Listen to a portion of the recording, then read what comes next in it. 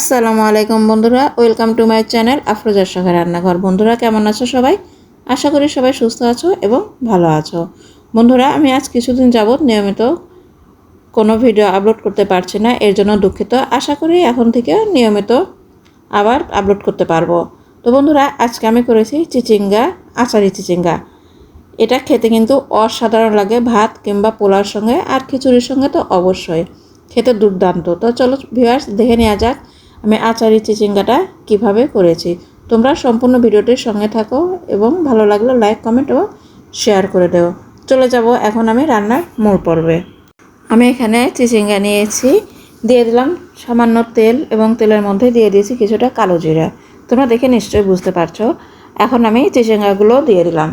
চিচিঙ্গা আমি হলুদ মরিচের গুঁড়া দিয়ে মাখিয়ে রাখি নেই, সামান্য একটু লবণ ছিটিয়ে দিলাম এখানে, দিয়ে আমি 3-4 মিনিটের মতো হালকা ভেজে উঠিয়ে নেব। এখন আমি আলুটাও হালকা ভেজে নেব 2-3 মিনিটের জন্য, এতে করে আচারি চিচিঙ্গার সঙ্গে আলুটা খেতে ভালো লাগবে। আলু আমি এই কারণে দিয়েছি যে আমার ছেলে মেয়ে আলু খেতে পছন্দ করে, যার জন্য আমি আলু দিয়েছি। তবে টমেটো দিলে কিন্তু ভালো হয়, আমার ঘরে ছিল না। এখন আমি তেলে একটা শুকনো মরিচ দিয়েছি, শুকনো মরিচটা আমি হালকা নেড়ে চেড়ে দিয়ে দেবো পেঁয়াজ কুচি। পেঁয়াজ কুচিটাও আমি সুন্দরভাবে ভেজে নেব। তো ভিউয়ার্স যা বলছিলাম, টমেটো অ্যাকচুয়ালি আমার ঘরে ছিল ঠিকই, ফ্রোজেন টমেটো, ফ্রেশটা ছিল না, যার জন্য আমি টমেটোটা দিইনি। তো তোমরা চাইলে টমেটোটা দিতে পারো। আর দিয়ে দিলাম এখানে একটা তেজপাতা। এখন আমি একে একে সব মশলাগুলো দিয়ে দেব। দিয়ে দিলাম আদা, রসুন, লবণ, হলুদের গুঁড়া, সামান্য জিরার গুঁড়া আর একটু ধনিয়ার গুঁড়া দিয়ে আমি ভালোভাবে মশলাটাকে নেড়ে চেড়ে নিচ্ছি। ভিউয়ার্স এখানে আমি হালকা ঝালের জন্য দিয়ে দিলাম কিছুটা মরিচের গুঁড়া।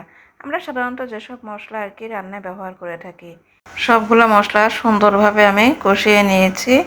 এখন আমি হালকা করে ভেজে রাখা চিচিঙ্গা এবং আলুটা আমি দিয়ে দিলাম, দিয়ে ভালোভাবে আমি নেড়ে চেড়ে মশলার সঙ্গে মিশিয়ে নেব। বন্ধুরা তোমরা নিশ্চয় দেখেছো আমি কিন্তু এখানে এ পর্যন্ত কোনো রকম পানি ব্যবহার করিনি, আর এটাতে আমি বেশি একটা পানি ব্যবহার করব না। তোমরা দেখলেই বুঝতে পারবে তো কেমন লাগছে আচারি চিচিঙ্গা। অবশ্যই তোমরা বাসায় ট্রাই করবে আর লাইক কমেন্ট করে জানাবে। দিয়ে দিলাম আমি এখন কিছুক্ষণের জন্য ঢেকে দিয়ে ফিরে এলাম কিছুক্ষণ পরে। আমার এটা সুন্দরভাবে প্রায় হয়ে আসছে। আমি কিন্তু কোনো রকম পানি এ পর্যন্ত ব্যবহার করিনি, আমি একদম লো ফ্লেমে রেখে ঢেকে দিয়েছিলাম। এখন আমি দিয়ে দিচ্ছি, যেহেতু আচারে চিচিঙ্গা, তাই এই চিচিঙ্গা রান্নার মেন উপকরণ কিছুটা আচার। এখানে আমি আমের টক ঝাল মিষ্টি আচারটা ব্যবহার করেছি। আর হ্যাঁ ভিউয়ার্স বলতে আমি ভুলে গিয়েছিলাম, বা ওইটুকু আমি মানে দেখাতে পারিনি, আমি চিচিঙ্গাটা কষানোর সময় 4 চামচের 1 চামচ আচারের তেল ব্যবহার করেছি। এখন দিয়ে দিলাম আমি টমেটো সস, টেবিল চামচের 1 চামচ টমেটো সস, সামান্য চিনি। এটা আমি টকের ব্যালেন্সের জন্য দিয়েছি, যেহেতু আচার ব্যবহার করেছি আমি। আর দিয়ে দিয়েছি 4-5টা কাঁচামরিচ। গিয়েছে আচারে চিচিঙ্গা। ভিউয়ার্স আমি কাঁচামরিচটা দিয়ে 2-3 মিনিট রেখে আমি এটাকে নামিয়ে নিয়েছি। তো কেমন লাগলো তোমাদের? তোমরা অবশ্যই লাইক কমেন্ট করে জানাবে, আর অবশ্যই বাসায় এভাবে ট্রাই করে দেখবে। এটি ভাত, খিচুড়ি এবং পোলাওর সঙ্গে খেতে দুর্দান্ত লাগে। তো যে বন্ধুরা তোমরা যারা আমার চ্যানেলে নতুন, তারা অবশ্যই আমার চ্যানেলটাকে সাবস্ক্রাইব করে পাশের বেল আইকনটি বাজিয়ে দেবে, যাতে করে আমার রান্নার প্রতিটি ভিডিও নোটিফিকেশনে তোমরা প্রথমে পেয়ে যাও। আশা করি তোমরা সবাই সবসময় আমার পাশে থাকবে এবং সাপোর্ট ও সাহায্য করবে সামনের দিকে এগিয়ে যেতে।